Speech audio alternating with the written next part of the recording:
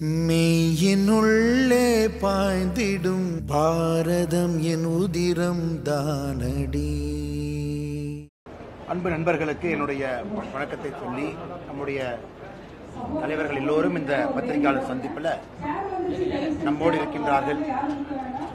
இன்று காலை டெல்லியில் நம்முடைய வெளியுறவுத்துறை அமைச்சர் திரு ஜெய்சங்கர் அவர்கள் முழுமையாக இந்த கச்சத்தீவு பற்றி, குறிப்பாக என்னென்ன முடிவுகள் எடுக்கப்பட்டிருக்கிறது என்பதை பற்றியெல்லாம் ரொம்ப விலாவரியாக பேசியிருந்தார். அதனுடைய தொடர்ச்சியாக இன்று பாரதிய ஜனதா கட்சி, நம்முடைய மாநில அரசு, குறிப்பாக திராவிட முன்னேற்ற கழகம் அவர்களுக்கு சில கேள்விகள் வைத்திருக்கின்றோம்.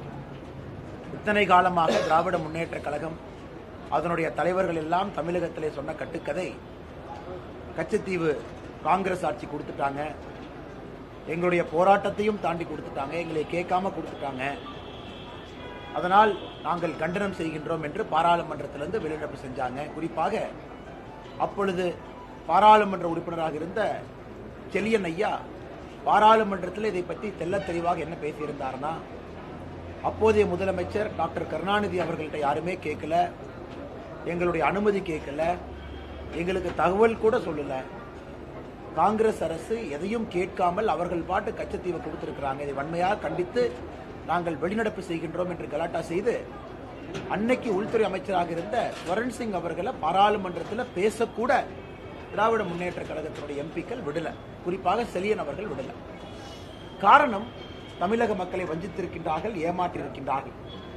ஆனால் இன்னைக்கு கச்சத்தீவு சம்பந்தமாக பெறப்பட்ட ஆவணங்கள், ஆர்டிஐ மூலமாக பெறப்பட்ட ஆவணங்களை ஒரு முறை படிக்கும் பொழுது மிக தெளிவாக அன்னைக்கு நம்முடைய வெளியுறவுத்துறை செயலாளர் கேவல் சிங் அவர்கள், director historical division BK Basu அவர்களோடு இணைந்து கலைஞர் கருணாநிதி அவர்களை secretariat conference room Fort Saint George மெட்ராஸில் 19 ஜூன் 1974 காலையில் 11 மணிக்கு சந்திக்கிறாங்க.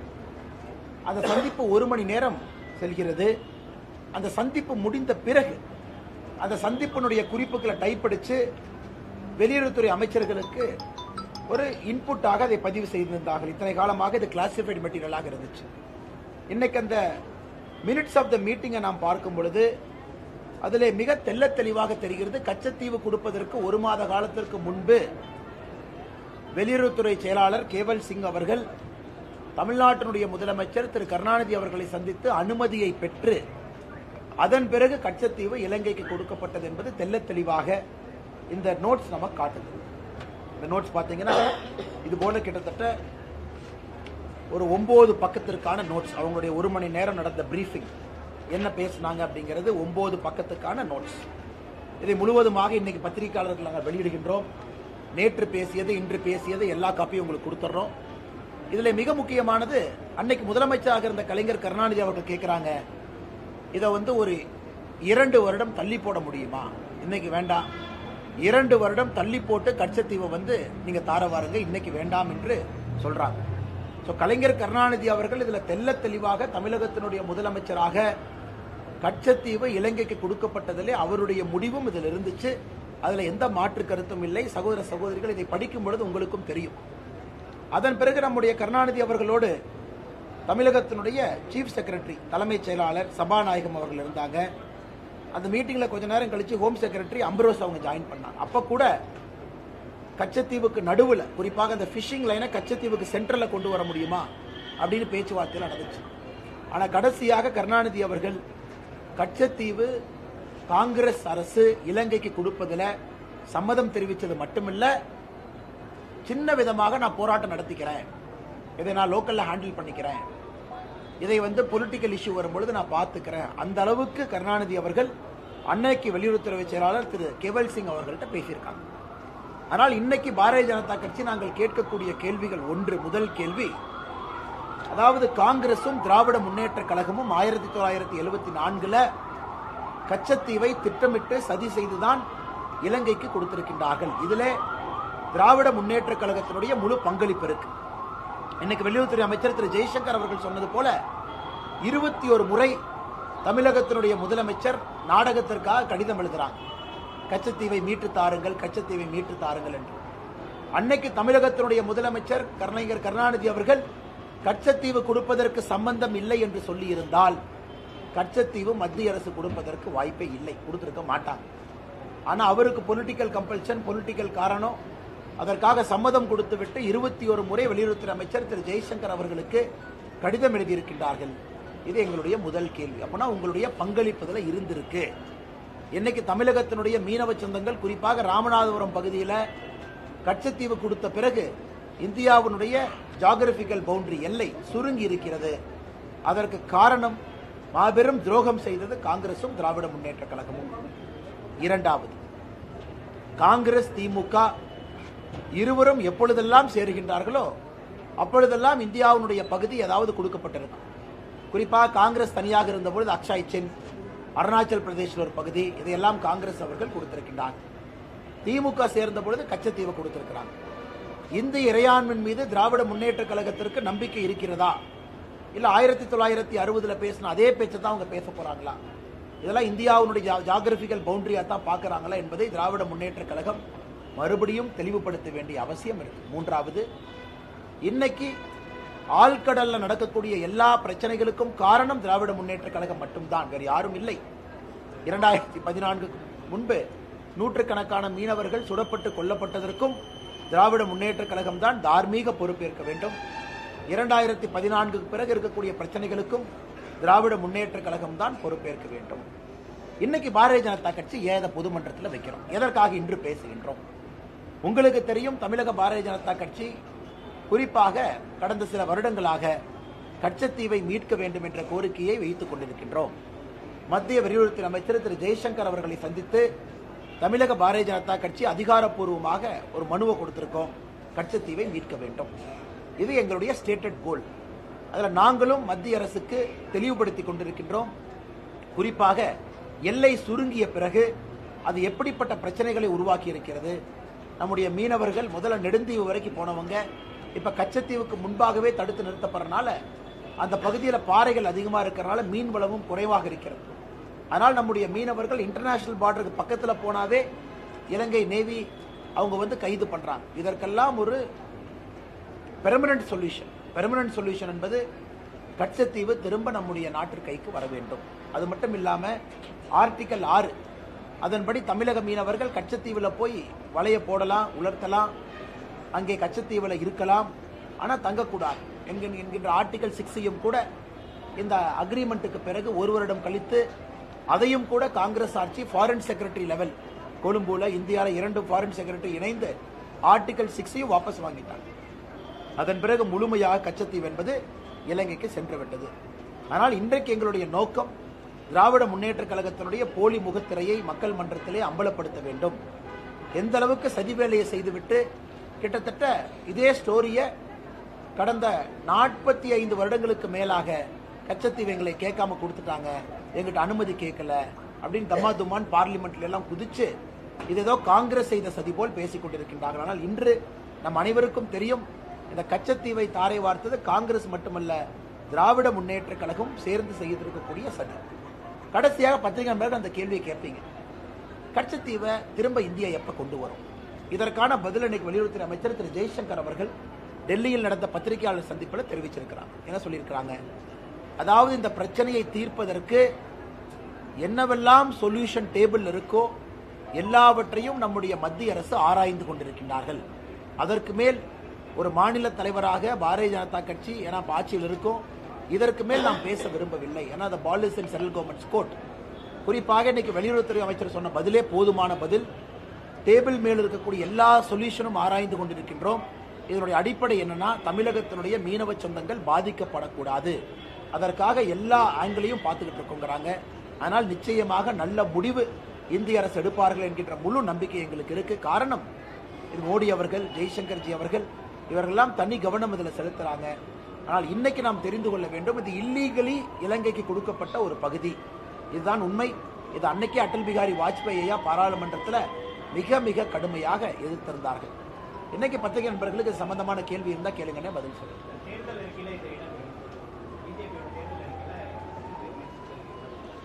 ஆனா தமிழக பாரதிய ஜனதா கட்சியினுடைய தேர்தல் அறிக்கையில் இது இடம்பெறும். காரணம், இது எங்களுடைய ஸ்டேட்டட் கோல் தானே. 2 ஆண்டுகளாகவே இதை பற்றி பேசிக் கொண்டிருக்கின்றோம். அதிகாரப்பூர்வமாக பத்திரிகை செய்திக்குறிப்பில் இருக்கு. இதை போய் வெளியுறவுத்துறை அமைச்சரை சந்தித்து எங்களுடைய மூத்த தலைவர் அண்ணன் பொன் ராதாகிருஷ்ணன் அவர்கள் தலைமையில் ஒரு குழு வெளியுறவுத்துறை அமைச்சரை சந்தித்து கிட்டத்தட்ட அரை மணி நேரத்திற்கு மேல பேசி அபிஷியலாகவே தமிழக பாரதிய ஜனதா கட்சி சார்பாக கொடுத்திருக்கின்றோம். கச்சத்தீவு மறுபடியும் திரும்ப கொண்டு வர வேண்டும்.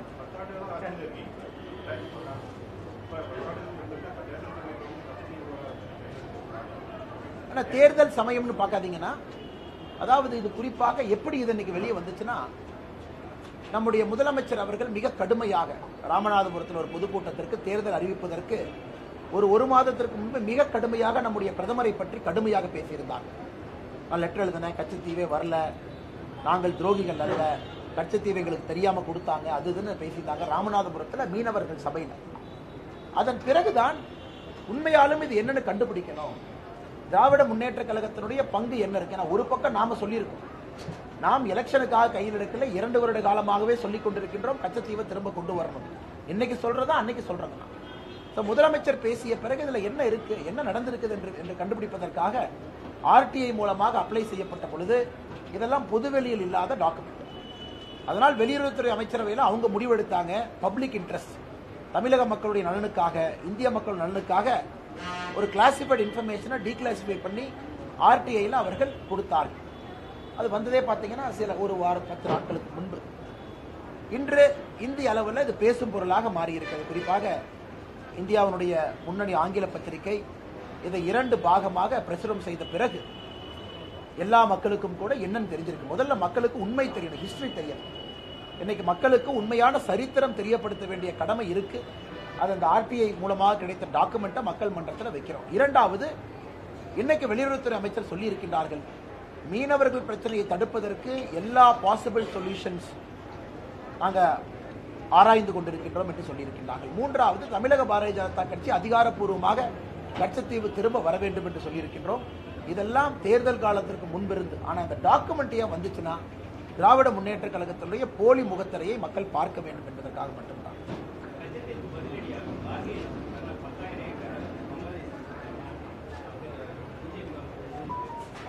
அண்ணா ஓகேண்ணா, அதாவது இந்த 1974 இந்தியா 2-3 அக்ரிமெண்ட் போட்டு, இந்த கச்சத்தீவு சமயத்தில் பார்த்தீங்கன்னா அப்பொழுதும் பங்களாதேஷோடு 2-3 அக்ரிமெண்ட் நம்ம போட்டோம். இந்த பங்களாதேஷும் நமக்கு இருக்கக்கூடிய பிரச்சனை பார்த்தீங்கன்னா, இந்த பங்களாதேஷ்குள்ள அன்கிளேவ்ஸ் இருக்கும், அதாவது இந்திய பகுதி பங்களாதேஷ் எல்லைக்குள்ள இருக்கு.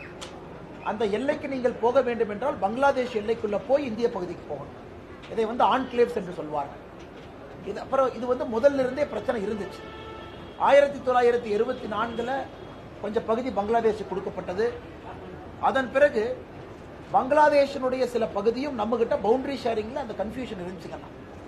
அதனால் இன்னைக்கு நம்முடைய அரசு வந்த பிறகு யாருக்கும் எந்த பிரச்சனையும் இல்லாம பங்களாதேஷுக்குள்ள போறதற்கு போய்தான் இந்தியன் பார்டருக்கு போக முடியுங்கிற நிலைமை எல்லாம் இன்னைக்கு எடுத்து, குறிப்பாக நமக்கும் பங்களாதேஷுக்கும் இந்த கங்கை நதி அதோடைய ஃபரூக்கா பேரேஜ் அப்படிங்கிற ஒரு பிரச்சனை நமக்குள்ள இருந்துச்சு.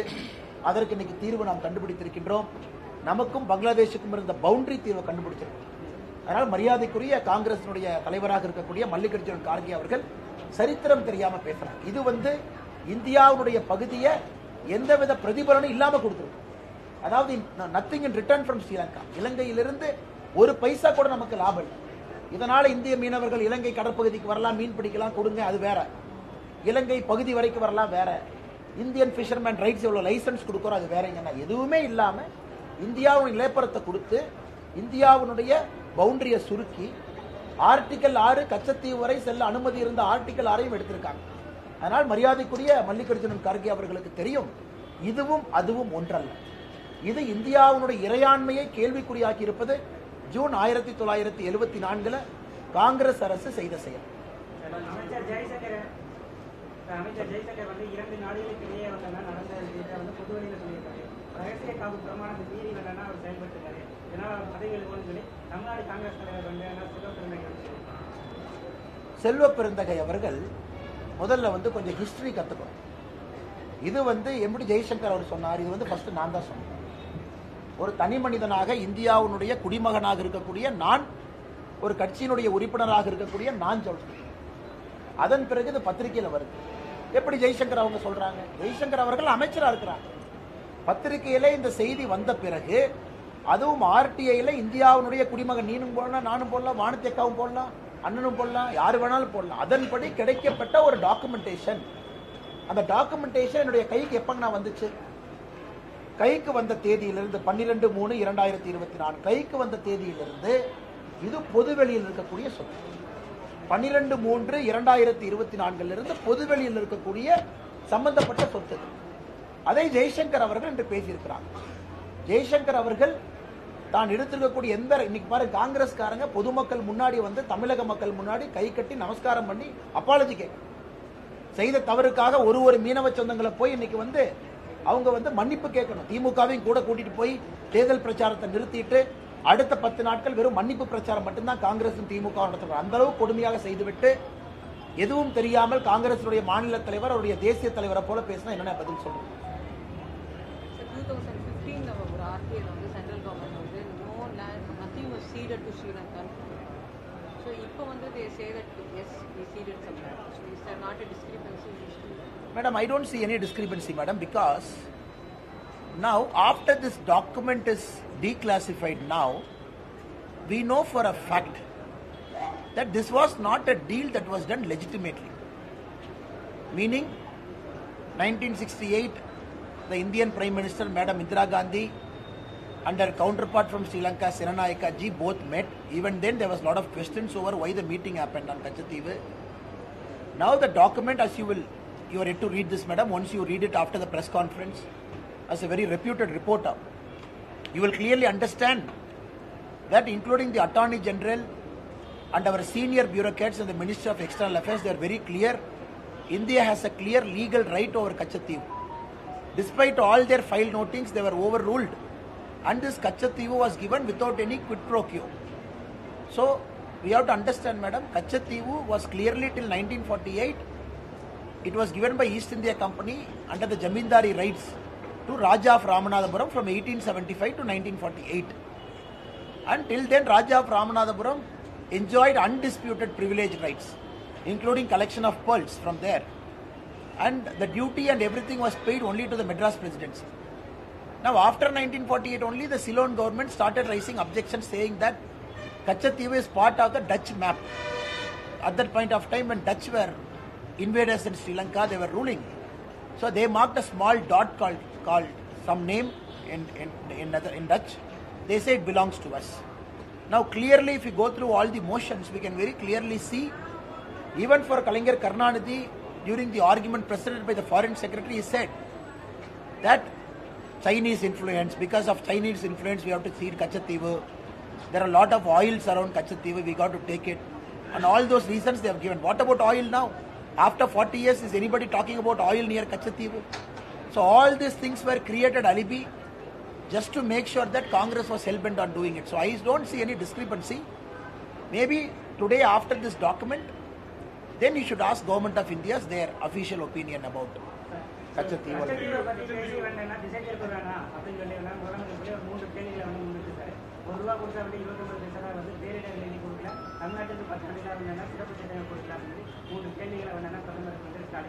இதுக்கான முதலமைச்சர் அவர்களுக்கு செலக்டிவ் அம்னீஷியா இருக்கு.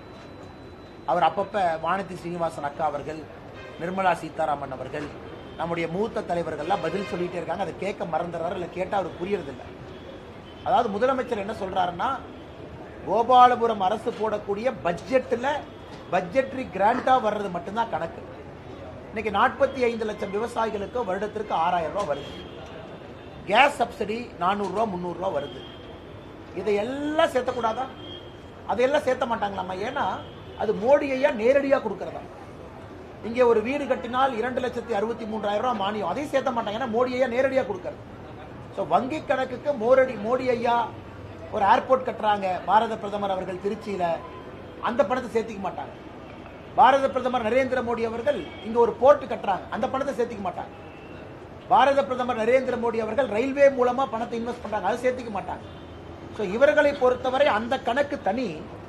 எங்களுக்கு பட்ஜெட்ரி சப்போர்ட்டா என்ன வந்திருக்கோ அதை மட்டும்தான் எடுத்துக்கொள்வோம் என்று சொல்வது முட்டாள்தனமான வாதம். ஒரு முதலமைச்சர் அவர்கள் நான் பிடித்த முயலுக்கு 3 கால் என்று தொடர்ந்து சொன்னால் அது முதலமைச்சரை சந்தேகப்படுறதா முயலை சந்தேகப்படுறதா நீங்களே முடிவு பண்ணி. இதை நிர்மலா சீதாராமன் அவர்கள் மிக தெளிவாக சென்னையில் இன்க்ளூடிங் நம்பர்ஸோட பேசி டைரக்ட் டாக்ஸேஷன், இன்டைரக்ட் டாக்ஸேஷன் எல்லாம் பேசிய பிறகு முதலமைச்சர் அவர்கள் திரும்ப திரும்ப இதையே பேசிக் கொண்டிருக்கார். 33 மாதமாக அவர் செஞ்ச சாதனை என்னன்னு நான் கேட்கிறேன்.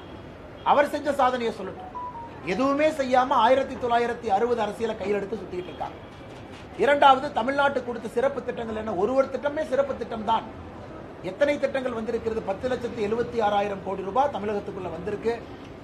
15 அரசு மருத்துவ கல்லூரி வந்திருக்கு. திமுக இதுவரை 5 முறை ஆட்சியிலிருந்து உருவாக்கிய அரசு மருத்துவக் கல்லூரியை விட பாரதிய ஜனதா கட்சி இந்த 10 ஆண்டுகள்ல அரசு மருத்துவக் கல்லூரி தமிழகத்திலே உருவாக்கி இருக்கின்றோம். அதே போல ஒரு போர்ட் எடுங்க, உள்கட்டமைப்பு எடுங்க, ஏர்போர்ட் எடுங்க, எல்லா வசதியிலும் அடித்தட்ட பாருங்க, சாதாரண மக்களுக்கு கொண்டு வரக்கூடிய திட்டங்களை பாருங்க. எங்களை பொறுத்தவரைக்கும் எல்லா ஸ்பெஷல் திட்டம் தான். முதலமைச்சர் அவர்களுக்கு 50,000 கோடி ஒரு திட்டம் போட்டா தான் இவங்க தனியா டெண்டர் கமிஷன்லாம் கொடுக்கணும்னு நினைச்சாங்கன்னா அந்த மாதிரி ஸ்பெஷல் திட்டம்லாம் தேவையில்லை. மக்களுக்கு 10,76,000 கோடி முத்ரா கடன் தமிழக நம்பர் 1. இன்னைக்கு நம்ம கோயம்புத்தூர்ல இருக்கிறோம், மாவட்டத்தில் நம்பர் 1. 2 லட்சம் கோடி ரூபாய் முத்ரா உள்ள நம்ம வாங்கியிருக்கோம். இது ஸ்பெஷல் திட்டம் இல்லையா? இந்தியாவில் நம்பர் 1 இருக்கும். இது ஸ்பெஷல் திட்டம் இல்லையா? அதனால் முதலமைச்சர் அவர்கள் கேட்கிற கேள்விக்கு பதில் சொல்லணும். அதாவது எதற்காக நீங்கள் எங்களை கேட்காம கச்சத்தீவை கொடுத்தாங்க? எதுக்கு சொன்னாங்க? அவருடைய பாராளுமன்ற உறுப்பினர் பாராளுமன்றத்திலிருந்து எதுக்கு வெளிநடப்பு பண்ணாங்க? அவங்க வெளிநடப்பு செய்த போது பேசின பேச்சு என்ன? ஆனா இன்னைக்கு உண்மை வெளிவந்த பிறகு முதலமைச்சர் அவர்கள் தான் திசை திருப்ப முயல்கின்றார்கள் தவிர உண்மையைத்தான் நாங்கள் மக்கள் மன்றத்திலே வைக்கின்றோம். ஆனா கொஞ்சம் சத்தமா சொல்லுங்க. Sorry.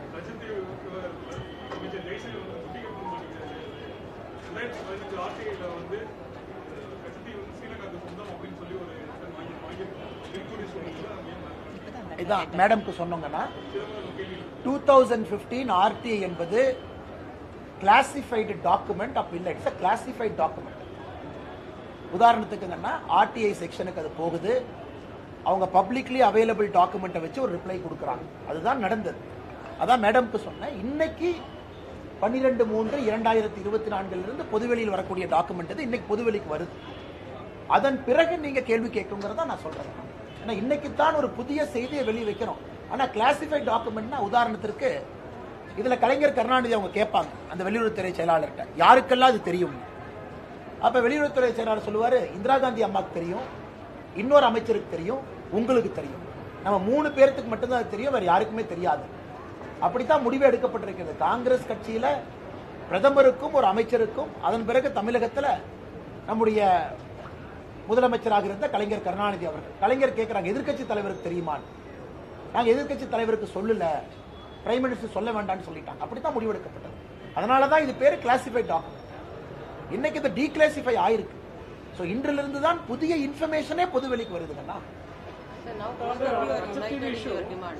There should be a permanent solution to fishermen and we need Kachativu carrier. So whatever solution the central government now proposes, do you expect full support from the state? Madam, they are duty bound to give support, madam, because they have created this problem.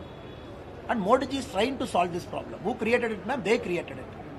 And we still remember, Madam Sushma Swaraj ji had to come all the way to Ramanathapuram, pacify our fishermen when they started protesting. When their kith and kin started getting arrested in the high seas. These are the early parts of our government. I mean, even during Vajpayee Ayya's government. Now gone are the days. Now you are seen shooting happening at very high level in the high sea.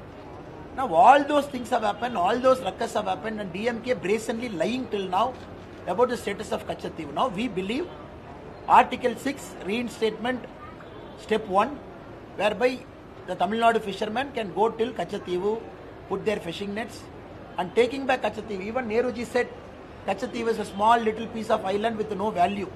So that is how Congress sees Kachativu. That is Nehruji's position. No value. Except a church, there is nothing. Blade of grass is not there. So now, historically, strategically, now because of China and whatever is happening around Sri Lanka, you all know it better.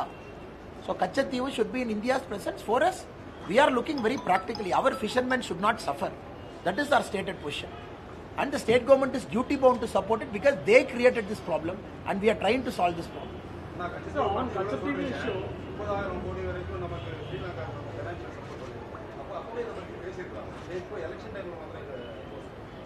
ஆனால் 1948 குறிப்பாக இந்த file நோட்டிங்கில் ஆரம்ப பகுதியை பார்த்தீங்கன்னா 1948 இலங்கை முதலாக கேட்குறாங்க கச்சத்தீவு எங்களுக்கு வேணும் அப்படின்னு முதலாக டிமாண்ட் வைக்கிறாங்க. அப்போ இந்திய அரசு அப்போவே யோசிக்கிறாங்க, குறிப்பாக வந்து பியூரோக்ரஸியில் மினிஸ்டர் ஆஃப் எக்ஸ்டர்னல் அஃபேர்ஸ், நாம் இலங்கையை கன்வின்ஸ் பண்ண முயற்சி பண்ணலாமா? அப்போ அவங்க சொல்கிறாங்க, இல்லை இலங்கையினுடைய பொலிட்டிக்கல் சிச்சுவேஷன் வந்து ப்ராப்பராக இல்லை. இது 1961 10/5 ஒரு காமன்வெல்த் செக்ரட்டரி குண்டிவி அவங்க ஃபைல் நோட்டிங்கில் இலங்கையினுடைய பொலிட்டிக்கல் சிச்சுவேஷன் ரொம்ப சரியில்லாதனால இதை பற்றி நம்ம பேசுறது சரியாக இருக்காது. ஆனால் நம்ம ஒரு விஷயத்தை புரிந்து கொள்ள வேண்டும், இந்தியா இலங்கைக்கு மட்டும் பணம் கொடுக்கல, $2.6 பில்லியன் எல்லோருக்கும் கொடுத்துருக்கின்றோம். அது குறிப்பாக நீங்கள் கொடுக்கலாம், சைனாக்காரன் கொடுப்பான். சைனாக்காரன் கொடுத்தா மறுபடியும் நம்ம எங்கே போகிறதுக்கண்ணா? அதனுடைய விளைவை நம்ம பார்த்துட்டோம். காங்கிரஸ் ஆட்சியில் இருக்கும் பொழுது குறிப்பாக 2009 போரை பார்த்தோம். குறிப்பாக இலங்கையினுடைய போர்ட்டெல்லாம் சைனா கண்ட்ரோலுக்கு போனது 2014 முன்பு பார்த்தோம். 2014 பிறகு மோடி ஐயா போராடி இன்னைக்கு இலங்கை முழுவதுமாக இந்தியாவோடு நட்புறவில் இருக்கு. இதுக்குள்ள நான் பேச விரும்பலைங்க, அதெல்லாம் வந்து எக்ஸ்டர்னல் அஃபேர்ஸ் மினிஸ்டர் பேசுகிற சப்ஜெக்ட். நாங்கள்லாம் சாதாரண ஒரு அரசியல் இருக்கக்கூடிய தொண்டர்கள், அதனால் நாம் பேசினா சரியாக வராதுங்க. ஆனால் நாம் இன்னைக்கு பேச வேண்டியது, கச்சத்தீவு திரும்ப வர வேண்டும் என்றால் அது பண்டமாற்ற முறையில் வரக்கூடாதுங்க. இது கொடுக்குற அதை கூடிய நாம் எதுவுமே வாங்காம தான் கச்சத்தீவை கொடுத்தோம். இலங்கைக்கு நாம் செய்திருக்கக்கூடிய உதவி என்பது தொப்புள் கொடி உறவு. ஏன்னா இலங்கை இன்னைக்கு குறிப்பாக சைனீஸ் இன்ஃப்ளூயன்ஸ் வந்து இந்தியாவின் பக்கம் இருக்கிறாங்க. ஆனால் எங்களுடைய உறுதியான எதிர்பார்ப்பு நிச்சயமாக வருகின்ற காலத்தில் அது நடக்கும் என்று நம்புகிறேன். External Affairs Minister have told that 21 times they had briefed about this Kachativi issue in the Parliament to the Congress and DMK. How do you see this in fact? I told this kind of issue abroad. Sir, I see this as a chief minister of a state blatantly and openly lying, knowing fully well his father ceded Kachativu. He was part of Madam Indira Gandhi's decision illegally without keeping Parliament in the loop. The reason I'm saying this with a lot of confidence, sir, because the Article 1 in the Constitution of India that defines the boundary of a country, and nobody can alter a boundary or include anything to a country without the Parliament's approval. That is Article 1. So in this case, without keeping Parliament was informed by the Home Minister Swaran Singh ji.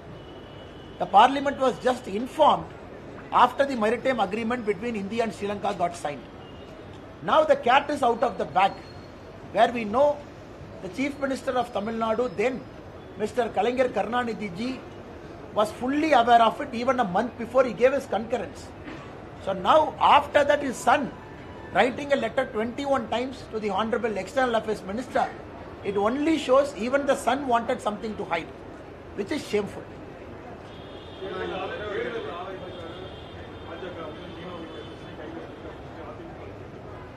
ஆனால் இதில் என்ன தேர்தல் ஆதாயம் நான் கேட்குறேன். 2 ஆண்டுகளாக கச்சத்தீவு தமிழகத்தோடு இந்தியாவோடு இருக்க வேண்டும் எல்லாம் சொல்கிறோம். பொன்னாரண்ண தலைமையில் ஒரு குழு 2 ஆண்டுகளுக்கு முன்பே போய் நம்முடைய வெளியுறவுத்துறை அமைச்சரை பார்க்குறாங்க. அப்போ எங்கே தேர்தல் வந்துச்சுங்கண்ணே? முதலமைச்சர் அவர்கள் கச்சத்தீவை பற்றி பேசிய பிறகு ஆர்டிஐல போட்டு எடுக்கப்பட்ட டாக்குமெண்ட்டை பொதுவெளியில் விடுறோம். இதற்கும் தேர்தலுக்கும் என்ன சம்பந்தம்? இந்த தேர்தல் நேரத்திலான கச்சத்தீவு வரப்போகுது. இன்னைக்கு மக்கள் மன்றத்தில் உண்மையை சொல்கிறோம். மக்கள் மன்றத்தில் பாரதிய ஜனதா கட்சி எவ்வளோ சீரியஸாக இருக்குன்னு நம்ம சொல்கிறோம். நம்முடைய மீனவ சொந்தங்களுக்காக எவ்வளோ சீரியஸாக இருக்குன்னு சொல்கிறோம். அதாங்க நான் உண்மை. இன்னைக்கு எதிர்கட்சிகள் வந்து கையை பிசைந்து கொண்டு ஒரு கட்சி ப்ராப்ளம்ல இருந்தாங்க, இன்னொரு கட்சி சொல்யூஷன்ல இருக்க விருப்பம் இல்லை. நாம் என்ன சொல்றது? நான் உங்களை பற்றி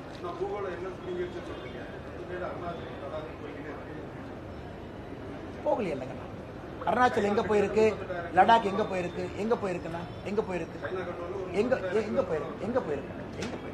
1960 காலகட்டத்தில் நடந்த வாரில் சைனாவோடு அக்ஷாய் சின்ன கொடுத்தோம் அஃபீஷியலா. அதை இன்னைக்கு சைனீஸ் ஆக்குபைடு காஷ்மீர்னு பேர் வேற வச்சிருக்கோம். அதே போல அருணாச்சல கொடுத்தோம். இன்னைக்கு தவாங்குள்ள ஒரு பகுதி, இன்னைக்கு தவாங்குள்ள இந்தியாவுக்குள்ள இருக்கக்கூடிய தவாங்குக்கு போனாவே அங்கே இருக்கக்கூடிய சைனா பிரச்சனை பண்றாங்க. இன்னைக்கும் ஸ்டேபிள் விசா கொடுக்குறாங்க. இதெல்லாம் யார் செய்ததுங்கன்னா காங்கிரஸ். அதாவது இந்தியாவுடைய வரைபடத்தை ஃபுல்லா ஆல்டர் பண்ணி எல்லா பகுதியும் கொடுத்துருக்காங்க. நாம் வந்த பிறகு நிறைய பீக்கை கிளைம் பண்ணியிருக்கோம். இல்லீகலாக யாரெல்லாம் வந்து நம்முடைய இடத்தை, குறிப்பா அக்ரெசிவ் சைனா பெரிய பெரிய பீக்கை எல்லாம் வின்டர் காலத்தில் பிடிக்கணும்னு நினைக்கிறாங்க. அதை நம்முடைய வீரர்கள் போராடி ஒரு இடமாக நாம் மீட்டுக் கொண்டிருக்கின்றோம். ஆமாம், நமக்கும் சைனாவுக்கும் பிரச்சனை இருக்கு. காரணம் சைனாவும் அக்ரெசிவா இருக்கிறாங்க, அந்த இடத்தை எடுக்கணும்னு நினைக்கிறாங்க. நாமளும் அக்ரெசிவா இருக்கோம், அந்த இடத்தை நாம் நமக்கு வச்சிருக்கணும், இதற்கு முன்பு பிடிச்ச இடத்தையும் எடுக்க வேண்டும் என்று நினைக்கின்றோம். அதிகாரப்பூர்வமா எங்க நம்ம கொடுத்துருக்கோம்னா சைனால சொன்னாங்களா அல்லது இந்தியன் அரசு சொல்லிச்சா, வேற யார் சொன்னாங்க? அதனால் அதிகாரப்பூர்வமாக இந்தியாவுடைய எல்லை பகுதியை, குறிப்பாக காஷ்மீர் பகுதியும் அருணாச்சல் பகுதியும் சைனாவுக்கு கொடுத்திருப்பது காங்கிரஸ் தான். இன்னைக்கு காங்கிரஸ் எப்பெல்லாம் ஆட்சியில் இருக்காங்களோ பிரச்சனை தான். இன்னைக்கு இதெல்லாம் வெளியே வந்த பிறகு திசை மாற்றுவதற்காக காங்கிரசினுடைய தலைவர் மரியாதைக்குரிய மல்லிகார்ஜுன கார்கே அவர்கள் இதை பற்றி பேசிக் கொண்டிருக்கிறார். Mallikarjuna Kharge claims that about this Galwan Valley because only during the BJP rule thousands of acres of land had been encroached by China in the Galwan Valley.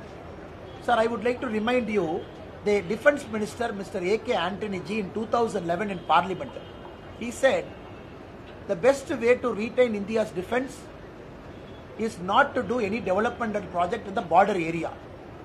He said if you do developmental project in the border area, the neighboring countries will feel threatened. That is why in India's border area, not even a single road was put, not even a tunnel was built. That is A.K. Antony G of Congress government. Now after we have come, we are securing all the border areas. We are building tunnels, we are building 6-lane roads.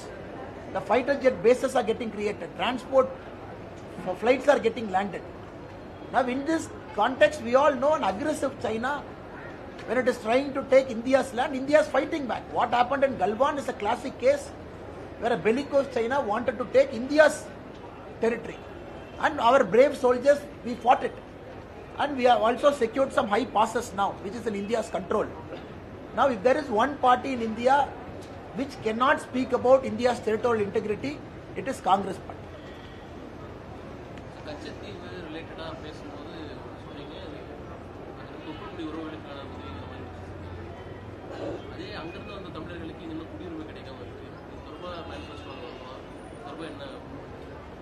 குறிப்பாக இதை நாம் சொல்லிக் கொண்டிருக்கின்றோம். இலங்கை தமிழர்களை பொறுத்தவரை குடியுரிமை கிடைக்காம இல்லைங்கன்னா குடியுரிமை அவங்களுக்கு இருக்கு. 14 ஆண்டு காலம் இங்க இருந்திருக்கணும், தொடர்ச்சியா 11 வருஷம் இங்க இருந்திருக்கணும், குடியுரிமை கிடைக்குது. எத்தனையோ பேருக்கு குடியுரிமை கிடைச்சிருக்கு, கிடைக்காம இல்லைங்கன்னா. குடியுரிமை யாருக்கும் மறுக்கப்படல. இந்த சிட்டிசன்ஷிப் அமெண்ட்மெண்ட் ஆக்ட் என்பது அது அந்த 5 ஆண்டுகள் யார் இந்தியாவில் 2014க்குள்ள வந்திருக்கிறாங்களோ அவர்களுக்கு குடியுரிமை கொடுப்பதற்காக கொண்டு வரப்பட்ட சட்டம் தான் சிட்டிசன்ஷிப் அமெண்ட்மெண்ட் ஆக்ட். ஆனால் இலங்கை தமிழர்களுக்கு யாரும் குடியுரிமை மறுக்கவில்லை, குடியுரிமை கிடைக்குது. நம்முடைய ஆட்சியிலையும் குடியுரிமை கொடுத்திருக்கும், ப்ரொவைடட் 14 வருஷத்துல 11 ஆண்டுகள் இந்தியாவில் வாழ்ந்திருக்கணும். இன்னைக்கு நம்முடைய அரசு வந்த பிறகு குறிப்பாக அமித்ஷாஜி அவர்கள் இதை பத்தி 2-3 இடத்துல கிளாரிஃபை பண்ணியிருக்காங்க. இது குறிப்பாக சிஏஏ என்பது ரிலீஜியஸ் பெர்சிக்யூஷன். அந்த நாடுகள்லாம் இஸ்லாமிக் ரிபப்ளிக் என்று சொன்ன காரணத்தினால் அங்க இருக்கக்கூடிய மற்ற மதத்தினர் வெளியே வந்திருக்காங்க. கிறிஸ்தவர்கள், இந்துக்கள், சீக்கியர்கள் எல்லாரும் வெளியே வந்திருக்கிறாங்க. அவர்களுக்கான சட்டம். ஸோ இது குடியுரிமை இல்லை அப்படின்னு சொல்லக்கூடாதுன்னா குடியுரிமை இருக்கு, குடியுரிமை வாங்கிட்டு இருக்கு. இப்ப ரெண்டாவது இன்னும் டீட்டெயில் அதுக்குள்ள போய் வாரின் போது வந்திருக்கிறாங்க. அதாவது 1984 வாருக்கு பிறகு யார் ரெஃப்யூஜியா வந்திருக்கிறாங்களோ, வாருக்கு பிறகு சண்டைக்கு பிறகு ரெஃப்யூஜியா வந்திருக்கிறாங்க கேம்ப்ல. ரெஃப்யூஜியா வர்றவங்க இந்தியாவை பொறுத்தவரை எல்லா ரெஃப்யூஜியும் நாம் ஒரு பிரின்சிபல் ஃபாலோ பண்றோம். ஏன்னா ஐநா சபையினுடைய ரெஃப்யூஜி ட்ரீட்டி நம்ம சைன் பண்ணல. 1951, 69 நம்ம சைன் பண்ணாதனால ரெஃப்யூஜிஸை பொறுத்த வரைக்கும் திரும்ப அந்த ஊர்ல பிரச்சனை சரியான பிறகு அவர்கள் அங்கே செல்ல வேண்டும். இது பிரின்சிபல் ஆஃப் நான் ரிஃபால்மெண்ட் அப்படிங்கிற ஒரு பாலிசியை இந்தியா ஃபாலோ பண்ணுது. இது 1950 இருந்து ஃபாலோ பண்றோம். இது புதுசா பிஜேபி கவர்மெண்ட் வந்தோடனே இல்லைங்கன்னா காங்கிரஸ் ஆட்சியிலும் இதேதான்.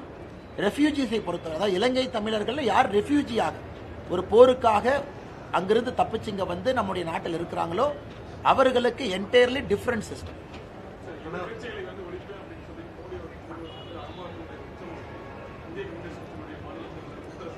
எதிர்கட்சிகளை ஒழிப்பேன் என்று சொல்லலையாங்கண்ணா.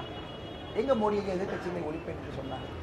எங்கேயுமே சொன்னாங்க. அதாவது காங்கிரஸ் முக்த் பாரத் அப்படின்னு பிரதமர் சொன்னாங்க. அதாவது காங்கிரஸ் இல்லாத இந்தியா. அது என்ன அர்த்தங்கண்ணா? காங்கிரஸ் இந்தியாவிலே எங்கேயும் ஆளக்கூடாது என்பது எங்களுடைய நோக்கம். காங்கிரஸினுடைய சித்தாந்தம் ஆட்சியில இருக்கக்கூடாது என்பது எங்களுடைய நோக்கம். அதுக்காக காங்கிரஸ் கட்சி இருக்கக்கூடாதுன்னு யாராச்சும் கிளம்பி இருக்கிறாங்கன்னா இல்லையே. அதனால் எதிர்கட்சிகள் இந்தியாவை ஆளக்கூடாது, காரணம் இந்தியாவை ஆளுவதற்கு தகுதி இல்லை என்பதைத்தான் பிரதமர் சொல்லிக் கொண்டிருக்கின்றார்களோ தவிர எதிர்கட்சியை ஒழிப்பேன் நீங்க சொல்லலையா? கோவையில் வந்து கட்டப்பட்ட மேம்பாலம் வந்து கமிஷனுக்காக கட்டப்பட்டது அப்படின்னு சொல்லி குற்றச்சாட்டு வச்சிருக்கீங்க. இருக்கக்கூடிய மேம்பாலம் வந்து பயனுள்ள இல்லைன்னு சொல்லியிருக்கீங்க. பெருசா உங்களுடைய வாக்குறுதியில் வந்து 7 இடத்துல மேம்பாலங்கள் கட்டப்படும். ஆனால் குறிப்பாக நீங்கள் பார்த்தீங்கன்னா இன்னைக்கு எங்கேயெல்லாம் மேம்பாலங்கள் கட்ட வேண்டுமோ 1 கிலோமீட்டர் 2 கிலோமீட்டர் 3 கிலோமீட்டர் கோயம்புத்தூருக்குள்ள மேம்பாலங்கள் தேவை. சயின்டிஃபிக்காக டிராஃபிக்கை டீகன்ஜஸ்ட் பண்ணுறதுக்கு. இன்றைக்கி நாங்கள் போயிருந்தோம், சத்தி ரோட்டில் அந்த பிரச்சனை இருக்குது, கணபதி ரோட்டில் பிரச்சனை இருக்குது, அங்கே எல்லாம் பார்த்தீங்கன்னா பிரச்சனைகள் இருக்குது, மக்களுடைய கோரிக்கை. ஆனால் 17 கிலோமீட்டர் 18 கிலோமீட்டர் மேம்பாலத்தை நான் கட்டுவேன்.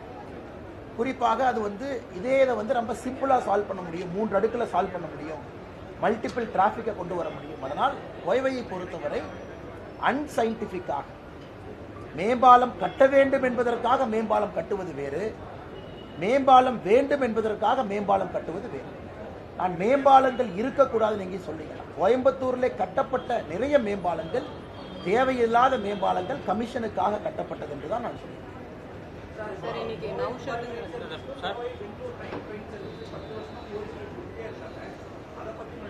இப்பதானே வந்தே பாரத் உங்களுக்கு ஆரம்பித்திருக்கின்றோம் கோவையிலிருந்து பெங்களூருக்கு.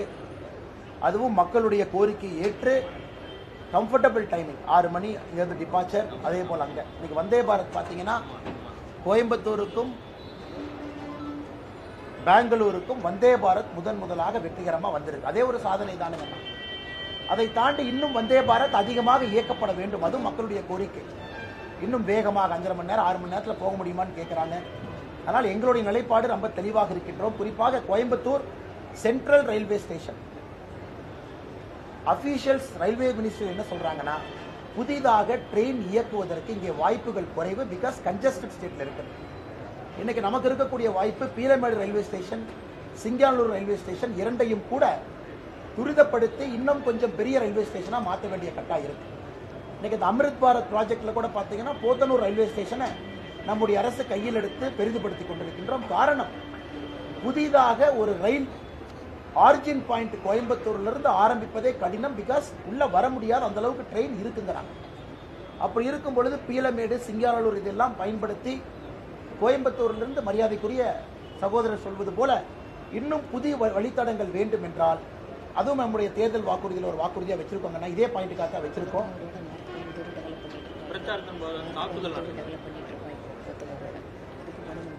நார்த் கோயம்புத்தூர் வானத்தேக்கா சொல்றது, நார்த் கோயம்புத்தூரும் போத்தனூரும் அமிர்த் பாரத் ரயில்வே ஸ்டேஷன் ஸ்கீம்ல டெவலப் ஆயிட்டு இருக்கு.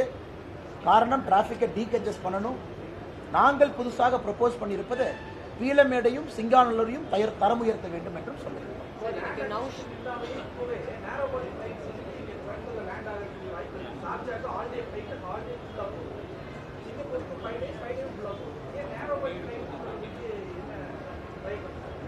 அண்ணா இல்ல ஏற்புடையதான். நேரோ பாடி ஃபிளைட் வேண்டும், யாரும் இல்லைன்னு சொல்ல, எல்லாமே இருக்கு, ஃபிளைட் வருது, யாரும் இல்லை என்று சொல்லவில்லை. அண்ணா இன்னைக்கு உங்களுக்கு தேவை, ஓகே திரும்ப பழைய ஸ்டோரிக்குள்ள போகணும்.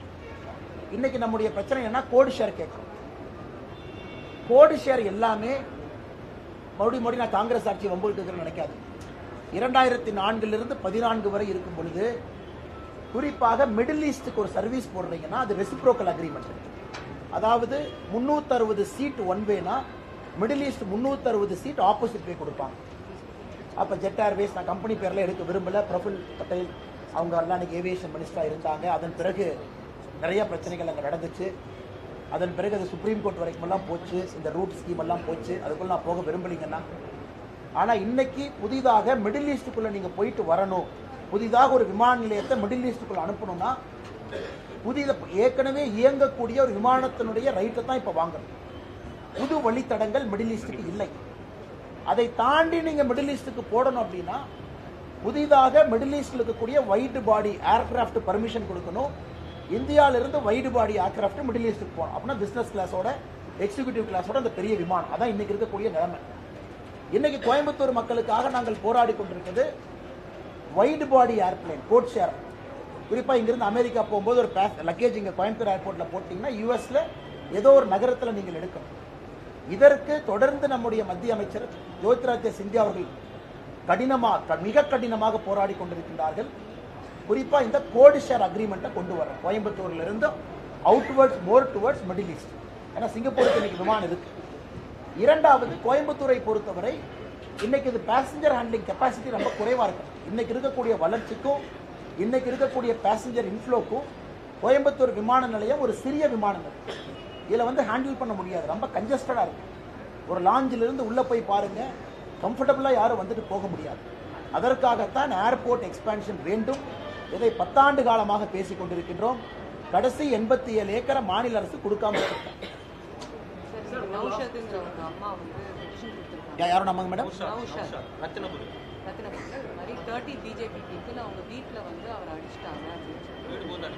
இதெல்லாம் அரசியல் எப்பவுமே கொடுக்கறதாங்க. அதாவது எங்களுடைய 3 தொண்டர்கள் வாக்கு சேகரிக்க போறாங்க. கல்லால் அடிச்சு கலாட்டா பண்ணி கைது செய்து 5 நாட்கள் கழிச்சு இன்னைக்கு திமுக காரங்கெல்லாம் போய் அவங்க அம்மாவை கிளப்பி கம்ப்ளைண்ட் கொடுக்குறாங்கன்னா கோயம்புத்தூருடைய அரசியல் எப்படி இருக்குன்னு பாருங்க. 5 நாட்கள் கழிச்சு, அதுவும் வந்து கல்லடிப்பட்டு எங்களுடைய தொண்டர்கள் மருத்துவமனையில் இருக்கிறாங்க. அப்படி யாராச்சும் போவாங்களா? எங்களுக்கு எந்த பகுதியில் செல்ல வேண்டுமோ அந்த பகுதியில் தான் போறோம். இத்தனை கோயம்புத்தூருக்குள்ள இத்தனை இடத்துல போய் வாக்கு சேகரிக்கிறாங்க. எங்கேயாச்சும் பிரச்சனை வந்திருக்கா? இந்த நௌஷாத் என்கின்ற மனிதன் தானே பிரச்சனை ஆரம்பிச்சிருக்கான். இந்த ஏரியாக்குள்ள வரக்கூடாது, இது நோ பவுன்ஸ் ஏரியா, இது வந்து ஒரு பர்டிகுலர் சமுதாயம் மட்டும்தான் வாழுவாங்க, இதெல்லாம் பேசியது யார்? நௌஷாத். காவல்துறை அப்பவே 2 பக்கம் விசாரிச்சாங்கல்ல, எதுக்கு நௌஷாதை கைது பண்ணாங்க? அப்ப காவல்துறை அன்னைக்கு விசாரிச்சாங்க, எலெக்ஷன் கமிஷன் அபிஷியல்ஸ் ஸ்பாட்டுக்கு போனாங்க. ஸோ 5 நாட்கள் கழித்து புதிதாக ஒரு கம்ப்ளைண்ட் கொடுக்குறாங்கன்னா இதில் அரசியல் உள்நோக்கம் என்ன இருக்குங்கிறதை நீங்களே புரிந்து கொள்ள வேண்டும்.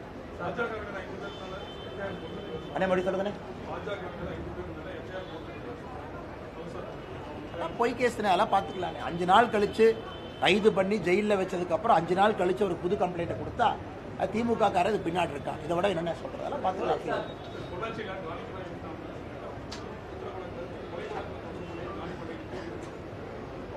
2021 ஜான் பாண்டியன் அவங்க எந்த சிம்பிள் நின்னாங்கன்னா, 2021 ஜான் பாண்டியன் அவர்கள் இரட்டை இலை சிம்பிள் எங்க நின்னாங்க? எக்மோர். அதற்கு முன்பு ஜான் பாண்டியன் அவர்கள் எங்க இருந்தாங்க? இன்னைக்கே அந்த இஷ்யூ கிளப்புறீங்க. 2021 சட்டமன்ற தேர்தலில் ஜான் பாண்டியன் அவர்கள் போட்டியிடும் பொழுது இந்த பிரச்சனை எங்க போச்சு? அன்னைக்கே யாரும் பேசல. 2024 ஜான் பாண்டியன் போட்டியிடும் பொழுது மட்டும் ஏன் பேசுறாங்க? எங்களை பொறுத்தவரை ஒரு கட்சி நீங்கள் நடத்தும் பொழுது சுப்ரீம் கோர்ட்ல என்ன சொல்லியிருக்காங்க? அக்யூட்டல் சொல்லியிருக்காங்க. எமோஷனா கட்சி நடத்த முடியாது. சுப்ரீம் கோர்ட்டினுடைய ஃபைனல் தீர்ப்பு. நாங்கள் எல்லோரையும் மதிக்கின்றோம், எல்லோரையும் சமமாக பார்க்கின்றோம். அப்பனா சுப்ரீம் கோர்ட்டினுடைய தீர்ப்பை எதிர்த்து இந்த கட்சி வேலை செய்யணுமா?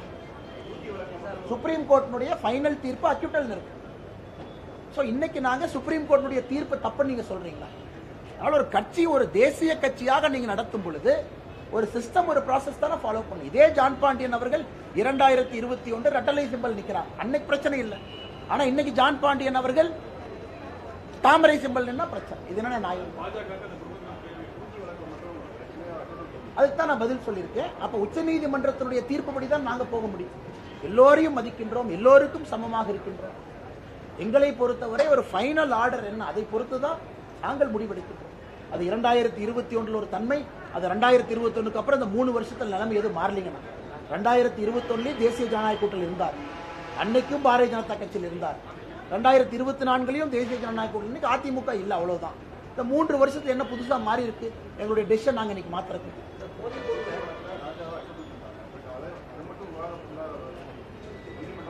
இல்ல. ஸ்பெஷல் சிபிஐ கோர்ட்ல அப்பீல் இருக்குல்ல, இது சுப்ரீம் கோர்ட்டுடைய ஃபைனல் தீர்ப்பல்ல. சுப்ரீம் கோர்ட்டுடைய ஃபைனல் தீர்ப்பல்ல, ஃபைனல் தீர்ப்பு. இதுவும் அப்பீல் படி தான் அக்யூட்டல் ஆச்சு. இப்போ அந்த தீர்ப்புக்கு மேல எங்க போவீங்கன்னு நான் கேட்கிறேன். இன்னைக்கு ராஜா அவர்களுக்கு உச்சநீதிமன்றம், சுப்ரீம் கோர்ட் ஃபைனலா இவர் நிரபராதின்னு சொல்லிட்டு உங்க வாதத்தை நான் ஏத்துக்கிறேன். ஏன்னா அதான் ஹையஸ்ட் லேண்ட் இருக்கக்கூடிய கோர்ட். நான் சுப்ரீம் கோர்ட்டுடைய தீர்ப்பை குறிப்பிடுறேன். நான் வந்து ஒரு ட்ரையல் கோர்ட்டுடைய தீர்ப்பை குறிப்பிடுறேன். ஏன்னா ட்ரையல் கோர்ட்டுடைய எல்லா தீர்ப்பும் இன்னைக்கு அப்பீல் இருக்கு. இன்னைக்கு ஸ்பெஷல் சிபிஐ கோர்ட்ல ட்ரையல் போயிட்டு. நான் சொல்வது இந்தியாவுடைய ஃபைனல் கோர்ட் சுப்ரீம் கோர்ட்ல இருக்கக்கூடிய ஃபைனல் தீர்ப்பு. அதுக்கு மேல அப்பீலுக்கு நான் எங்க போவேன்னு நான் கேட்கிறேன்.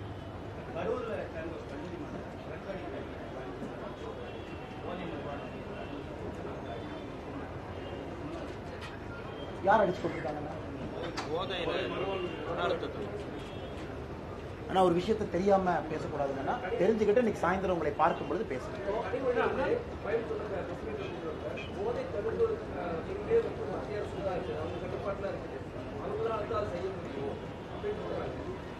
ஆனால் NDPS சட்டம் எனக்கு பிரச்சனை என்னன்னா இந்த திமுக அரசியல்வாதிகிட்ட பேசிய மூளை மழுங்குது. NDPS சட்டம் யாருக்கு அதிகாரம் கொடுக்குது? ஒரு லோக்கல் ஸ்டேஷன் ஹவுஸ் ஆஃபீஸருக்கு அதிகாரம் கொடுக்குது. ஒரு சப் இன்ஸ்பெக்டர் ஆக்ஷன் எடுக்கலாம், DYSP ஆக்ஷன் எடுக்கலாம், சூப்பர்டென்ட் ஆஃப் போலீஸ் ஆக்ஷன் எடுக்கலாம். அப்போ NDPS சட்டத்தை திருத்திடுவோமா? இந்த narcotic drugs psychotropic substances act, அந்த ட்ரக்ஸுக்கு இருக்கக்கூடிய ஒரே சட்டம் NDPS சட்டம். அது மாநில அரசுக்கு அதிகாரம் கொடுக்கிறது. இங்க இருக்கக்கூடிய காவல்துறை அது செயல்படுத்துறதுக்கு தான் காவல்துறைக்கு இருக்கு. அதனாலதான் தமிழ்நாடு அரசிலேயே காவல்துறையில ஆன்டி ட்ரக் செல் வச்சிருக்காங்க. கனிமொழி அவர்கள் ஏதாச்சும் உளறாங்கன்னா எப்படி நான் பதில் சொல்றேன்?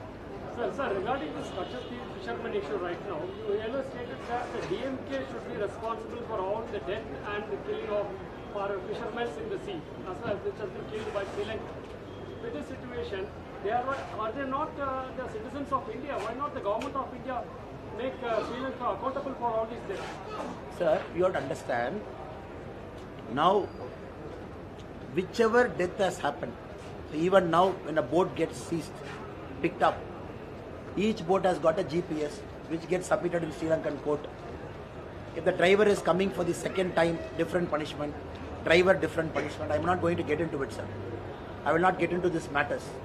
Now we have to understand the point what I am trying to make. After you have reduced the area of Kachativu, your boundary has shrunk.